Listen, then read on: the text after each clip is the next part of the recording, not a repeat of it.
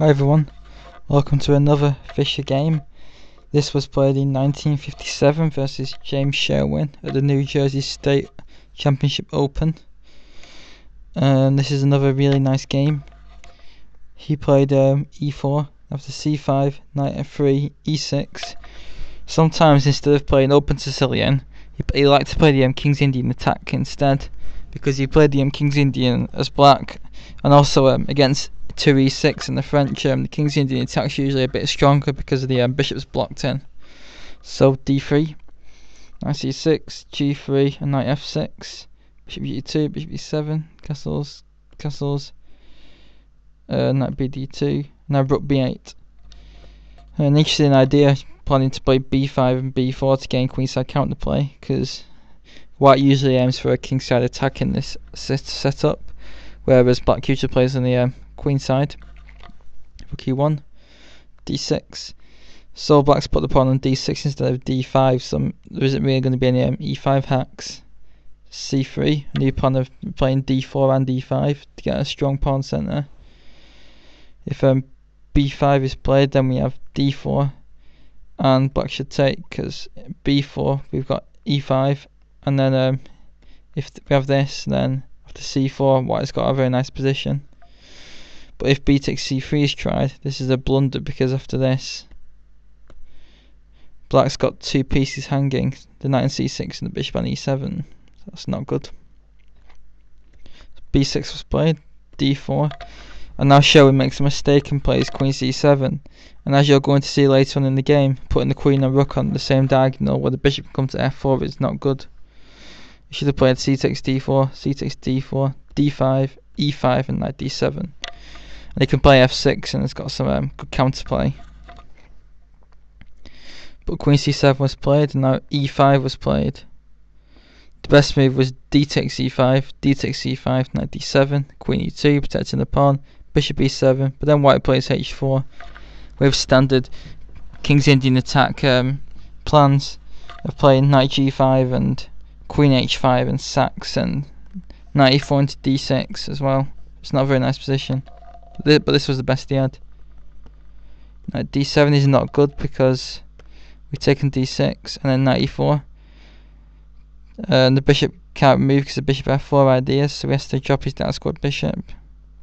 But then bishop f4 is played anyway, and then we have these tactics, so after e5 we just take it, and then we take here, and there is a deadly pin on the diagonal, and black's going to lose as long as he's going to lose material.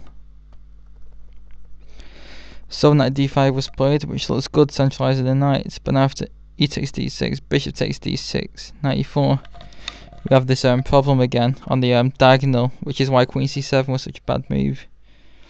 If the bishop moves, then that loses because we kick the defender away, and bishop f4 wins the exchange. If he tries c takes d4, then we take, and again c4 and bishop f4. So Sherwin plays c4 himself to stop the c4 ideas, then bishop f4. We take the bishop anyway, and then knight g5, and now he's going to get dangerous attack now with h4, h5 ideas, bishop coming to e4, queen into h5. He tried to bring pieces back with knight c7. If h6 is played to kick the knight, it just comes to e4 with tempo, and then again white's got a really nice position. So knight c7. So Sherwin doesn't want to weaken his king side, but now comes queen c2, friendly mate. If we block with f5, then after queen e2, we just gang up on the e6 pawn, which has now been weakened by e5. If g6, then we just come back to e4, aiming for the now weakened dark squares around the king. Queen c7, and now bishop h6, taking advantage of g6 directly.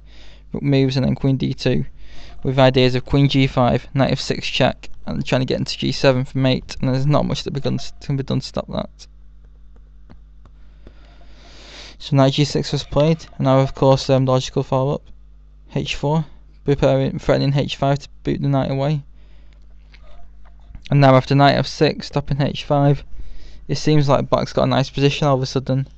But now if you want to try and spot Fischer's next move, then please stop the video now. So now we resume. Fischer played knight takes h7. point of this is that if the king takes on h7, there is now a pin against the knight, so bishop f4 is played.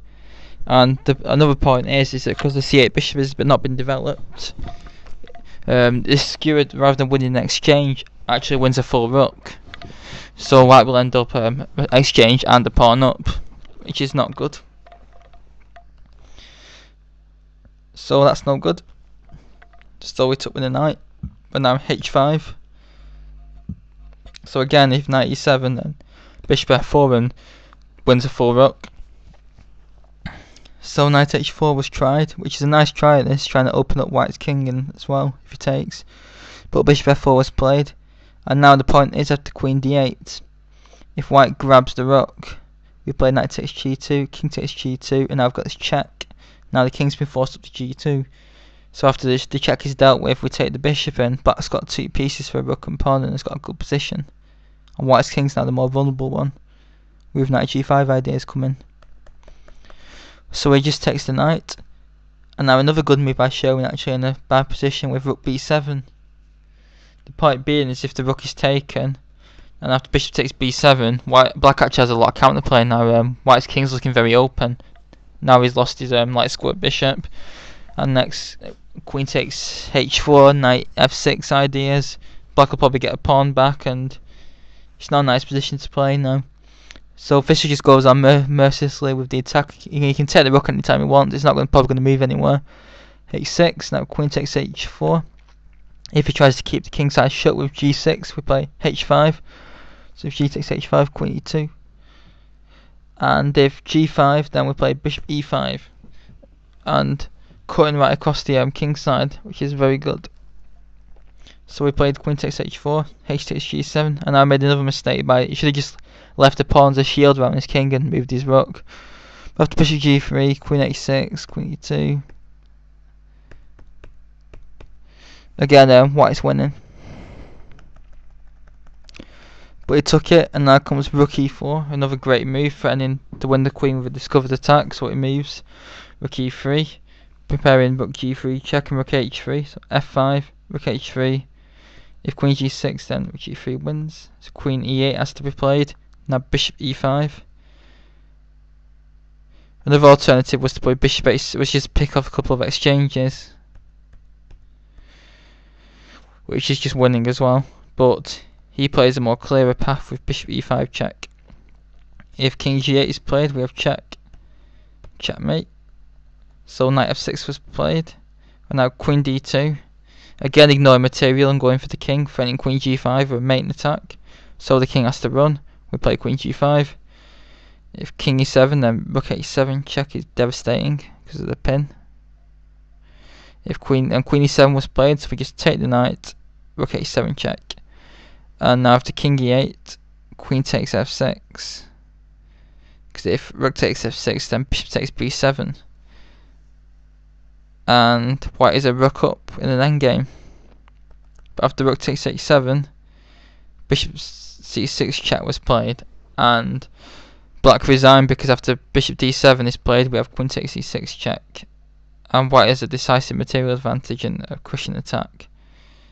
So a great game by Fischer, another one of his early games, and shows how dangerous the king's Indian attack is, especially in the hands of a master. But I hope you enjoyed this video, and please leave in the comments some thoughts. Thanks very much.